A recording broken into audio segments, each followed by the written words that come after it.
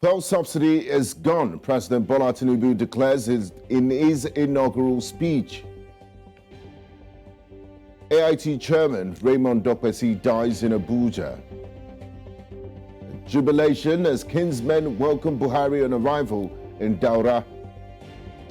And outside of Nigeria, Malawi ends corruption trial against former President Muluzi. And Kenya and Russia to sign trade pact, President William Ruto announces.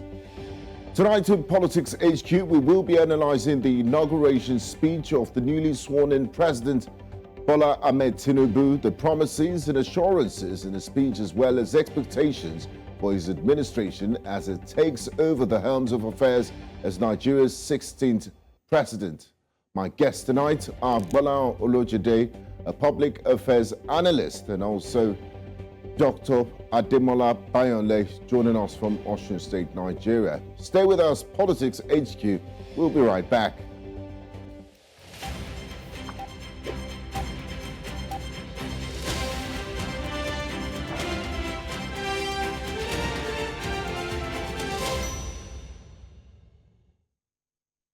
Now, Monday, Bola Ahmed Tinubu, a former Lagos State governor and one of Nigeria's most respected political leaders, was sworn in as the country's 6th democratically elected president.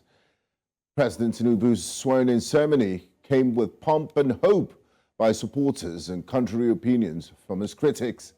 He assumes office as Nigeria's most unpopular president, having won only 36% of the votes in the presidential election. 71-year-old President Tinubu has taken over the most powerful leadership role in a country where another term of leadership failure may be difficult. Making the most of Nigeria's youthful population and soaring unemployment, poverty, and many more have become core issues to tackle. President Tinubu's inaugural speech focused on some areas of nationhood Nigerians have expressed concerns with. And as he clearly stated, his target in the coming months will see Nigerians assess his performance using his words. Now, joining me tonight for this discussion, I have Bola Olojede, a public affairs analyst. He's right here with me in the studio in our Lagos HQ. I also have Dr. Ademola Bayonle joining us from Osun State, Nigeria. One welcome to you, gentlemen, and thanks for joining us in Politics HQ. Thanks for having us. Now, I'll start with you, Gbolahan. As we witness the swearing-in of Nigeria's new president, President Bola Ahmed Tinubu, what were your initial thoughts on this momentous occasion, and how do you believe his presidency will shape the future of Nigeria? Well, I believe Nigeria has been offered a fresh opportunity. This is a new page to begin to write the story of this entity called Nigeria. Whatever we have failed to build in the past, we have been presented another opportunity to start laying the blocks and building all the opportunities. For me, the fact that we moved past all those years when there were predictions about how Nigeria might not even exist any longer, which he also alluded to, and we're still here, several years after all those predictions, shows that we can actually move forward. So you're very optimistic about the future? I am very optimistic. You know, I see three options here: hope, indifference, or despair. I chose hope. We can rebuild this nation. Okay. I'd like to bring Dr. Bayonle into the conversation. Now, Dr. Bayonle, what were the key elements in President Bola Ahmed Tinubu's inaugural speech? What stood out to you as significant for Nigeria's future?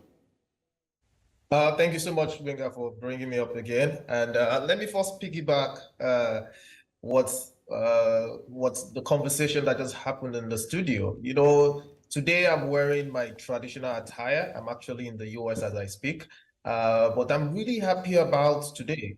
I mean, the inaugural process is one thing that we have been looking forward to. This is one of the hallmarks of democracy, and we have to celebrate it. I don't think we should hurriedly lose sight of the fruit just because of the enormity of the tree and quickly move forward. But so I'm really happy this transition, smooth transition of power is taking place. So today I have decided to wear my hat and my attire representing my culture and my country. Now to the question that you asked. You see, one of the yearnings of Nigeria, you see, is insecurity. And I was really glad that his inaugural speech, the number one item he mentioned was security. It is becoming an eyesore, and it is actually killing all other sectors. There's really nothing you can do when the whole country is insecure. So him actually putting it as a front burner of his speech, and one of the things he wants to tackle head on was a really big one for me, and I really applaud him for really doing that. I mean, he has talked about how he's going to reform, strengthen the military in terms of training, in terms of giving them some more gadgets, etc.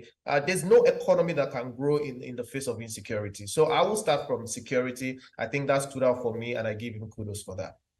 Thank you very much, Dr. Bayole.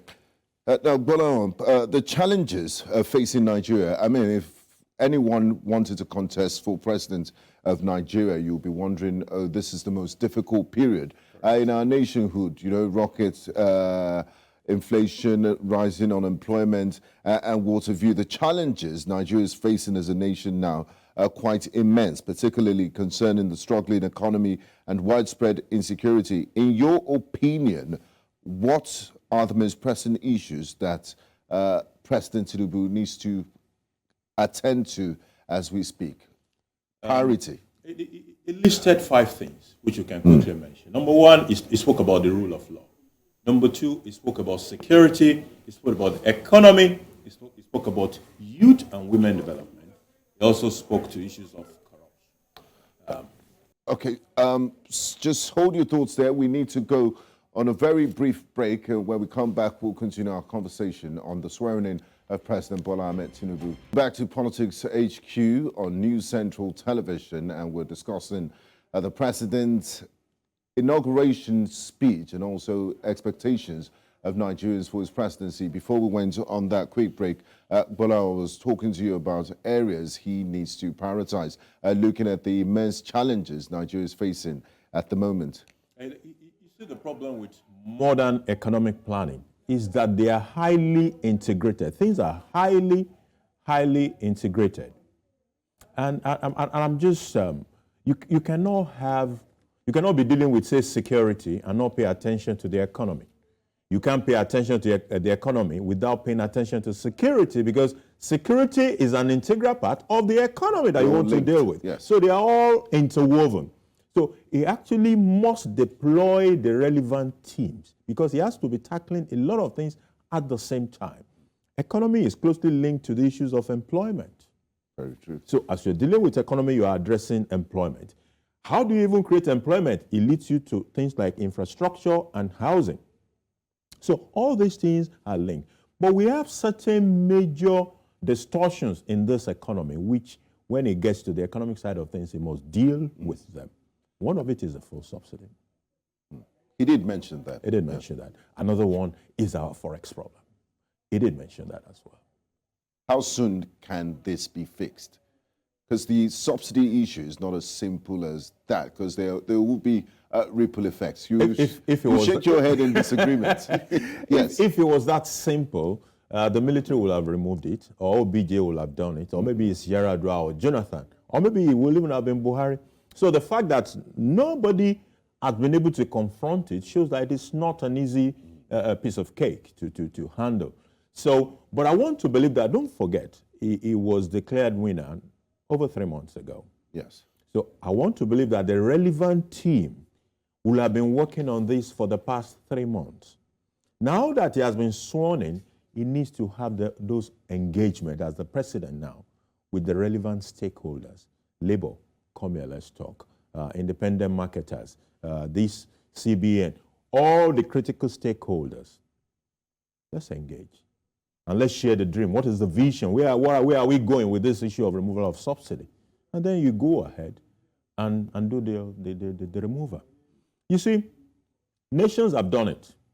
Some nations failed. They removed it Protesters hit the roads. It became violent. They had to withdraw it back. You don't want that. So when people are saying, "Oh, it has to be by now," I say, no. There's nothing sacrosanct about June. It might as well be July. It might even be August.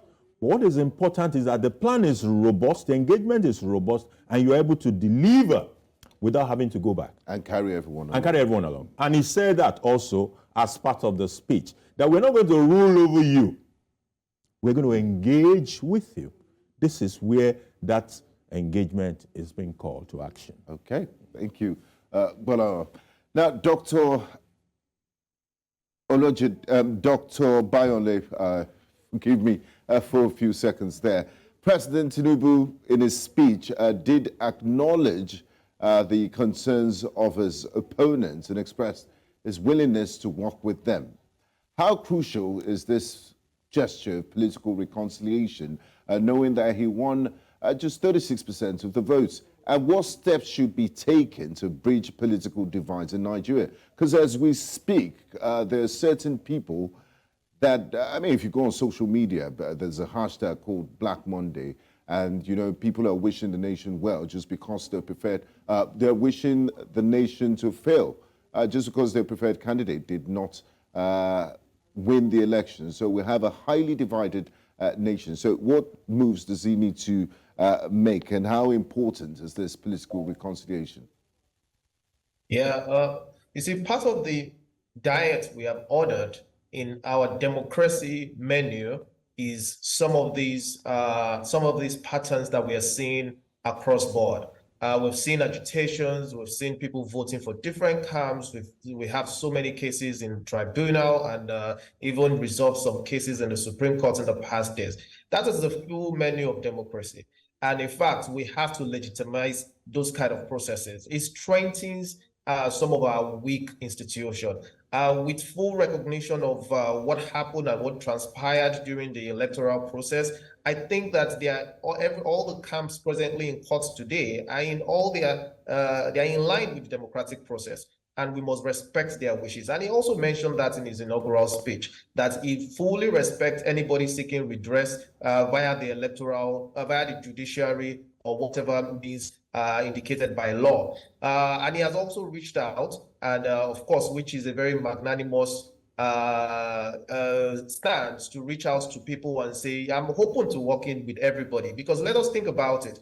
If you actually say you want to be the president of Nigeria, it means that you are probably capable. You understand the system, and you are capable of solving some of these problems that we have. So we should not just put all that knowledge to the toilet, or to discard all the knowledge and all the prowesses that you have just because you did not win. And look at the proportion of people that voted for him. About 88 million people out of about 14 million who also did not vote for him. So it means that the 14 million people are also have they think that other people can do better. So bringing everybody to the table, and that is why I'm impressed by. I think even as of this evening, we have 3 appointments already on ground. We have the spokesman, we have the media aide, and we have, I think, the protocol officer all on board. I feel this is a sign that he wants to hit the ground running. I think this is a sign that he's ready, of course. You understand the anonymity of the job at hand, reaching out to everybody on the political divide. I think this is very crucial. The country needs to go through a healing process, and I think he understands that. There's so many divisions across the high.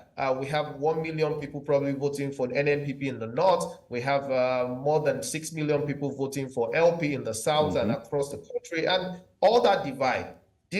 Inauguration has happened. Now we do not have a president-elect again. We have a president now. Everybody needs to come together for the progress of the country. This is now for the progress of Nigeria. And I think him talking about it also in his inaugural speech, reaching out across the political divide, I think that's also another win. Thank you very much, Dr. Bayonle. Now, Bola, Tinubu's success, the President Bola Ahmed Tinubu's success as Lagos State Governor in diversifying Lagos tax revenue and increasing its internally generated revenue is well documented. Even when the federal government of Chief Olusegun Obasanjo seized some of Lagos funds, the state was still able to survive. Now, however, how feasible do you believe it is for him to replicate this success of Lagos on a national scale? What are the potential obstacles he may also encounter? And do you see us moving away from a monoproduct economy and looking at other ways of shoring up our revenue, especially in difficult times like this?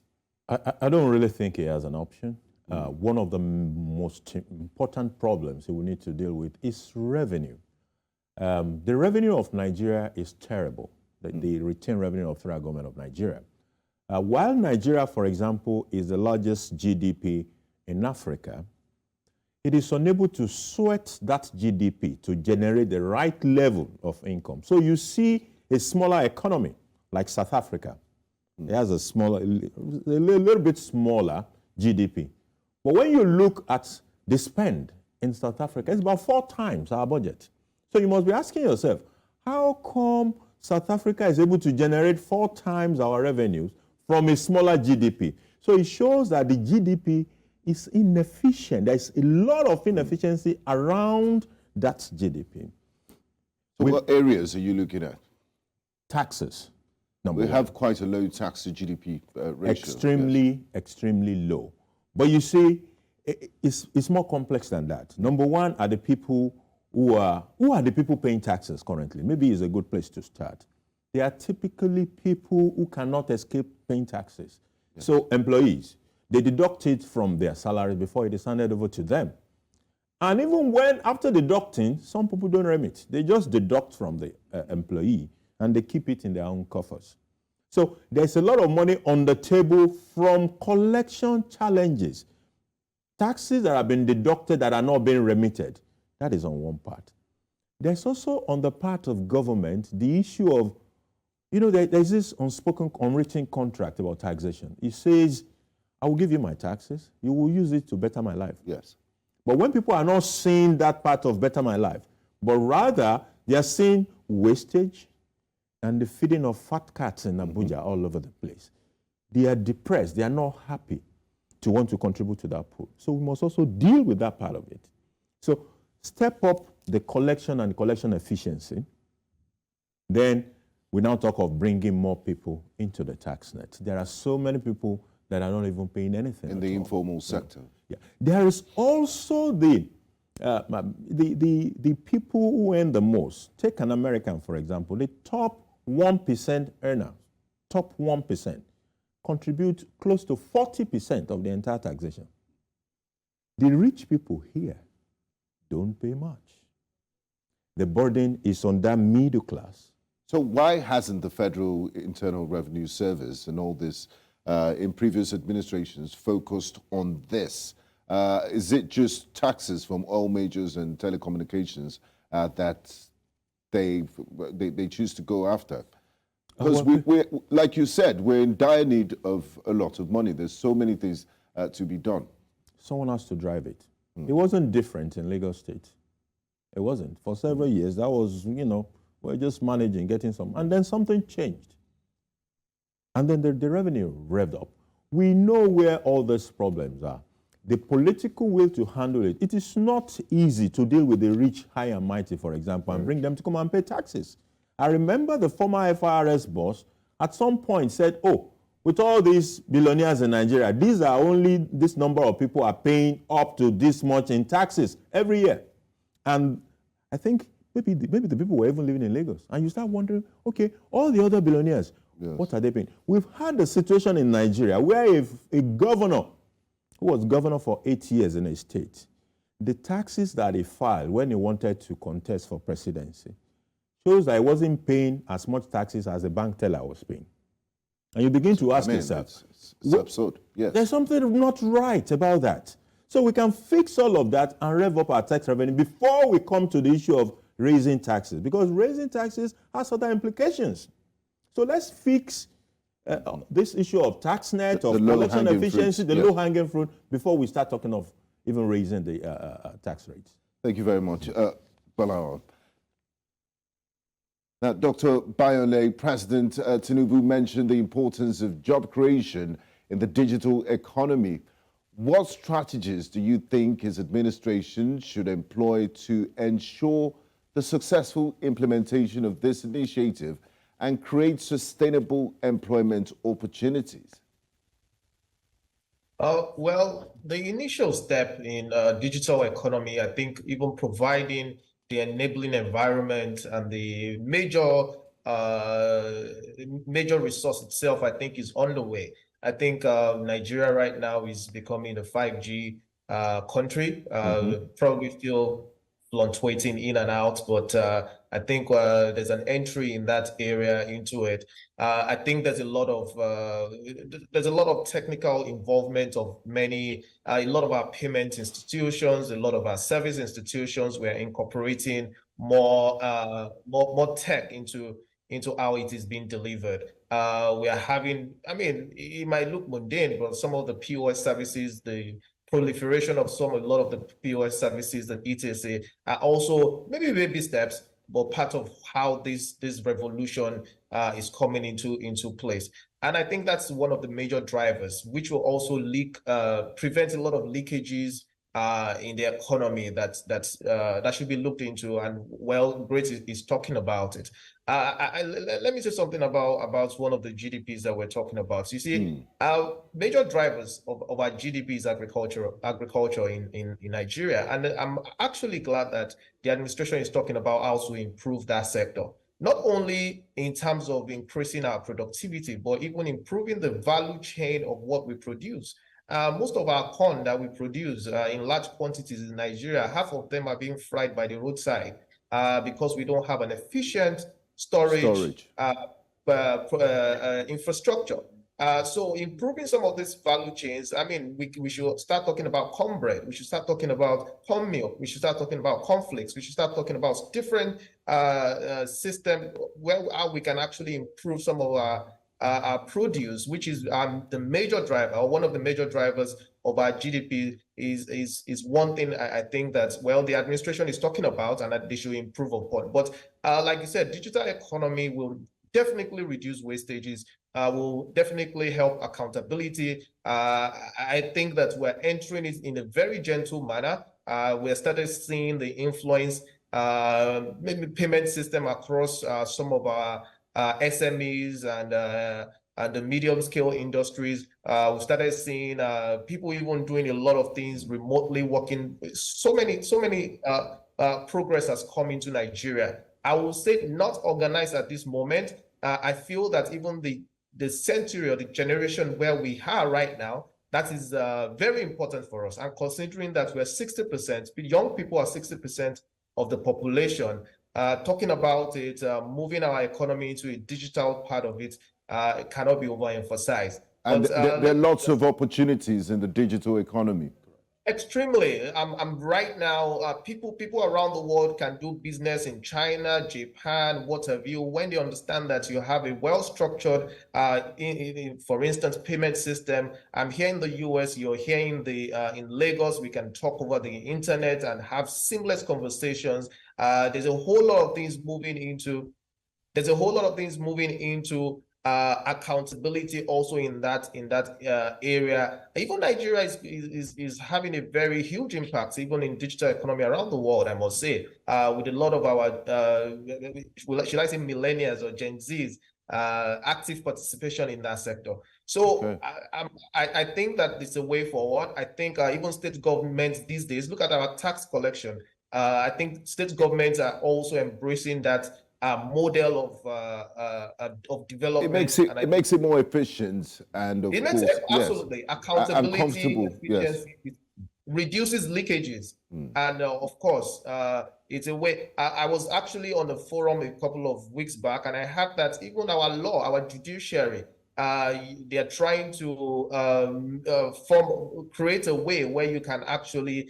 You can look at whatever you want to file through the court. There's a way that they triage the court cases online and do some other things. So it's not all paper. Look at the health industry too. There's a whole lot of things coming into it that the digital industry or digital economy is really facilitating. So it's really a progress, and I wish that the president will also embrace a lot of young brains, a lot of very progressive-minded people that can actually drive this economy.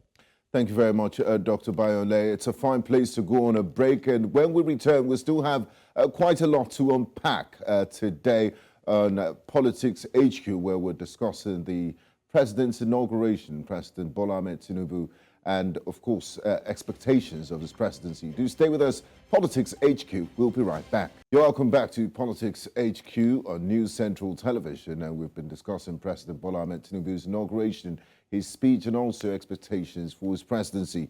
I still have here in the studio Mr. Bola Olojede, and also joining us live from the United States, Dr. Ademola Bayonle, Public Affairs Analyst. You're welcome back to the program. Now, President Bola Ahmed Tinubu today at the Eagle Square during his inauguration expressed the need for a unified exchange rate and reduced interest rates.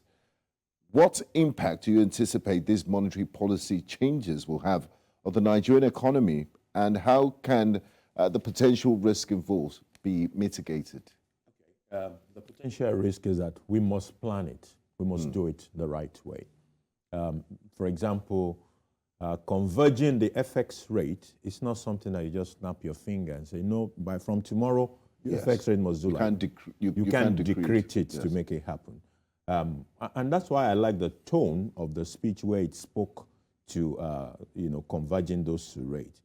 It spoke about converging the rate and saying that the CBN will work on it. So it has to be work, because there are several things you need to talk about. Number one issue is your supply issues.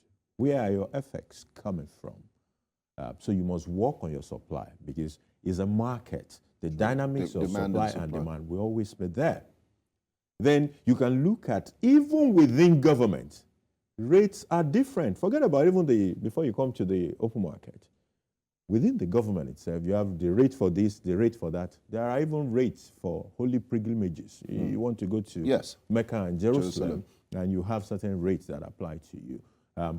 So we can work it out and arrive at a position where we don't have a 300 naira gap between the official rate and the parallel market. But when you have that, that is an incentive for corruption. The arbitrage opportunity is so large that it could lead to corruption. It's a continuous. You can't even. Now, beyond the corruption issues, what are the other benefits we gain as a people from a unified exchange rate?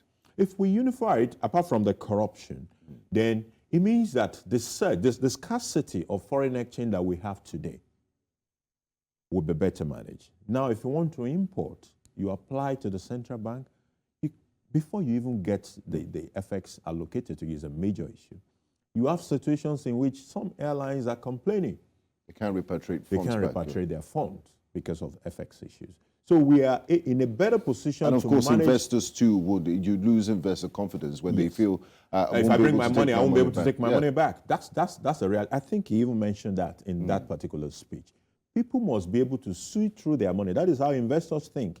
I bring this money, I will make this profit, I will be able to have access to my money. If they think they won't have access to it, they won't bring the money. Exactly. Yeah. So it's something we need to deal with.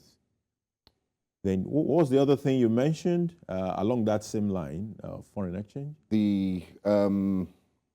Yes, I was talking about the benefits of the unified foreign exchange regime. And some of the things that will help us get there are not microwave. The risks, yes. How do we mitigate the risks? We have to mitigate I think I started from there to say, look, we have to talk about the supply. One of the low-hanging fruit that I see is that, you see, 90% or over 90% of our foreign exchange comes from crude.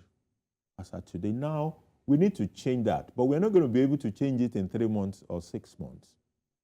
So we need to sustain the growth in our crude production, because it is a low-hanging fruit for us to improve our foreign exchange. And also increase production. Yes. The more you have things to offer, you must increase the production. This is a country that at some point have been able to produce 2.5 million barrels per day.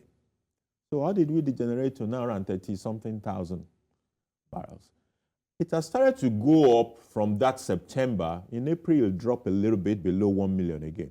But we can rev that up because it's a low-hanging fruit. But when we rev it up, we're not going to get comfortable and still, sit back and wait for oil revenue. What can ordinary Nigerians do? How can they contribute to it? Because oil is, it's the exclusive pursuit of the federal government. Our appetite for foreign products is something we also need to think about. I had someone who was telling me that her aunt, anytime she's in the country, comes to the country with bottled water from the UK. I traveled with a former boss of mine to South Africa. And when we were coming back, he had these bills. And I asked, what are all these? He said it is beef, that it tastes better, it's softer and tastes better than Nigerian beef. So some of those appetite for consuming foreign, we have to deal with it. While at the same time, we must rev up the quality of the local production. Because the people who have appetite for foreign ones are saying, look, it's because you're not giving me the right quality. We don't have an alternative, yes. So those are some of the things we need to work on our part. Thank you very much, Gbolahan. Now, Dr. Bayole, critics have raised concerns about President Bola Ahmed Tinubu enriching himself during his time as governor and his post-office pension arrangements. How might these allegations, they also, in an interview he did with the BBC, he talked about, the interviewer asked him, how did you make this amount of money? And he said, through real estate that was bequeathed to him. So how might these allegations, impact his presidency and how the public perceives him as a leader? Well, we're on our marks. Today is the inauguration. I'm definitely sure that some of the opinions and prejudice and whatever we call it, coming from the past will, of course, continue to percolate into his administration. I think the onus is going to lie on him to do a lot of damage control if that's what he needs to do, or he needs to work on himself to show himself more as a transparent and accountable leader. They say when it looks like orange is possible, it is orange. When we say that there's a possibility that you've amassed more wealth than probably the offices or the positions you've held in the past, and there are evidences in that direction, then it's something you have to prove. I share some of the sentiments sincerely. There are different allegations, even the recent ones concerning his child, Sheyi Tinubu buying millions of houses abroad, etc. So I think that the ball is now in his court to either prove them right. I'm particularly happy. I would say that maybe I'll describe it as happy that the U.S. sends a delegation to Nigeria, despite all the issues surrounding probably drugs allegations, etc. that he had in the 90s in the U.S. But maybe it's a sign that it's really a flame. Probably there's really no fire behind it. I cannot say, but at least the United States and some democracies around the world, they are in support of this administration. Okay. And it is important because we've seen a place where this did not fly. For instance, if we go to Venezuela and what happened in Venezuela, they have an interim, they have like two governments in parallel there because of probably the activities of their president in the past. So if our democracy is moving in this part, we've seen democracies around the world recognizing it, despite all the allegations. They are weighty, and I feel that as a leader, one of the things you have to do is gain the trust of so many people, especially going back to the number of people who did not vote for him, more than 14 million people, according to INEC. There's a lot of work you have to do to convince people that you're truly a leader, you are not corrupt, you are accountable, and you have the ability to lead a very transparent governance, which are the hallmark of good governance. So I think it's left to him. Today's day one or day zero, I would say, of his administration. We will see. Even starting with his appointment in the coming days or in the coming months, looking for all elements of nepotism or favoritism or what people have hammered or talked about in the previous, probably part of his previous administration. For instance, Dele Alaki was his commissioner for information. I understand that he might have been chosen because of his prowess and his antecedents in the information or in the media or prowess etc. But I mean, that's 3 out of probably possible of 44 ministers and what have you that you have to choose in the administration. So I think the ball is in his court. I share some of the sentiments of people who think that there might be element of corruption in some of his past doing, but maybe we should give him a benefit of doubt as day one and see how it pans out. Thank you very much. Now, Bola, as we speak, there's a presidential election petition tribunal that is holding in Abuja. They have 180 days to conclude their deliberations. How much of a distraction do you think that will be to the President Bola Ahmed Tinubu, in carrying out his duties and responsibilities? We also know that no presidential election results has been overturned in the history of Nigeria. You know, the president will be thinking about this thing hanging, this cloud hanging over his head. How much of a distraction would it be to him? Or by looking at his character, do you think he will not be bothered by that? I think he won't be bothered. I think he's going to, because there's so much to be done. And if he allows himself to be distracted, after all, there's so little he could do about it. Why bother about something for which you could do a little? So your lawyers are already there. Let them take care of the proceedings, and you stay back and do the work. So I don't think we're going to see much of distraction by virtue of the litigations. Okay.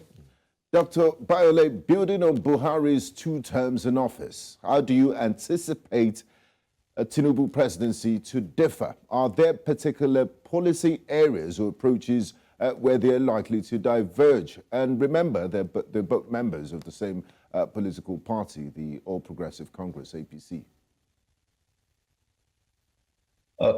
Sorry, I didn't get that question. I said building on Buhari's 2 terms in office, how do you anticipate Tinubu's presidency to differ? Are there any particular policy areas or approaches where they're likely to diverge? Absolutely. You see, one of the things that when going through the inaugural speech, I'm actually still trying to digest it one sentence at a time.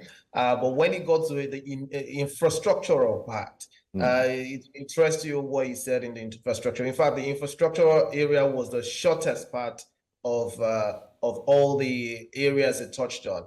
And what he said was that he was going to continue the work. He said, we shall continue the effort of the Buhari administration on infrastructure, progress towards national networks of roads, rail, ports, and get priority attention. So I think they have been able to judge some of these areas of what Buhari did during his 8 years and say, okay, in the infrastructural sector, I think that we can give him maybe a pass 60, 70%. He has done relatively well. We just need to improve on some of the things he has done. And he also mentioned in the monetary policy, of course, he probably did not want to put in derogatory words, but I caught it there, saying that some of the CBN monetary policy are actually not right, and they are not in favor of a lot of Nigerians, especially people in the community or low-income earners.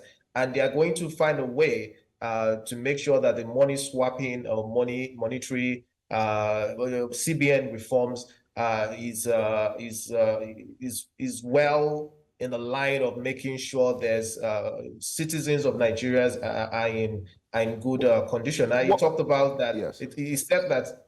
Sorry? No, go ahead. I was going to ask you what areas you think he will differ from, because if you look at a Buhari presidency, one of the things they tout as their biggest achievements is that in the area of infrastructure. Where do you think Tinubu presidency will focus its attention on? It's been spotlight. One thing, and it may sound very not too important, is the communication part. I think Buhari administration did woefully in terms of even communicating to people what they did and what they did not do. which is important in terms of how even Nigeria perceive an administration. So number one thing I feel that it's going to work on, or you may work on, because I'm not part of the administration, is that communication. The other things he mentioned is the foreign policy. You see, Nigeria, I don't think our perception outside is actually very strong. I mean, Buhari was in the US at some point, and the US president was saying that, calling our country a shithole. He says a lot about the perception of countries about Nigeria. And look at what happened in South Sudan, or in Sudan, during the unrest. Look at the evacuation process, the Ethiopian border, what happened at the Ethiopian border, the Egyptian border. It seems there's something about Nigeria that people are not really impressed about. So the foreign policy, I don't think Buhari probably did so well in that area. And thank God he mentioned it in his inaugural speech that he's going to work on that area. Also, I mean, the health sector, he probably did not say anything about it, but I think the health sector, this brain drain that is really alarming, I think is an epidemic. We're really sitting on a keg of gunpowder, and nobody's really paying attention to it. I hope that it comes and actually resolve this issue of brain drain, especially in our health sector. Not only pass laws that will say our doctors cannot leave the country, but actually improve the healthcare, the infrastructures, the hospitals, equip them, make sure that their practice is enjoyable and they are actually doing what they are moving on a career they are proud of. I think that's really why doctors stay in the country, not necessarily because of money or what have you. So some of the yes, and of course, an enabling and conducive environment for 100%. Them to doctors. I always say doctors are members of the society. The inflation's hit on them. They don't buy fuel or food at a different price. So they also have to enjoy. They also have to live in a very stable environment to be able to even match up with the stress of the healthcare system. Thank you very much, Dr. Bayonle. And Bola, just before we wrap up, as we embark on this new chapter of Nigerian history, what key milestones or indicators would you suggest we look out for in order to assess President Tinubu's performance and the overall success of his presidency? How soon do you think 100 days, when we look into 100 days of Tinubu presidency, there are certain boxes that should have been ticked? Because Nigerians have huge expectations. Yeah, the expectations, like you have started to cut and dice it, will be in various horizons. You have the immediate, then you have the short term, you have the medium term, and then those that will exceed beyond is 4 years. For the short term, Nigerians would like to see how he handles the issue of fuel subsidy, which has become a major distortion to our economy. They want to see the quality of his cabinet. Is he going to get the right team that will help him succeed? Nigerians want to see that. Nigerians want to see certain policy directions also. How it doesn't mean that those policy directions will have started to yield immediate results, but they want to see that you set it in the right direction. Yes. One of it is that CBN should work on converging the foreign exchange rates. That is a work in progress, and it's a policy direction. If you see how some of the guests, foreign guests in that audience were reacting to some of those comments, you will see that some of those things really touch them, and it's something they are looking forward to. That is even beyond Nigerians. There is the international community who are looking for policy direction. So when they talk about, I will deal with issues of double taxation, those are policy issues. So you go to the Finance Act 2023, you think about those increased excise duties and some other things that might frustrate business, and you revisit them, and you make corrections where necessary. You know? So those are some of the things we can begin to look at over the next 100 days. Thank you very much, Bola Olojede. It's been a pleasure having you, and I wish Nigerians well in this new dispensation. I also like to say a big thank you to Dr. Ademola Bayonle, who joined us from the United States of America. Thank you very much. Thanks for having us.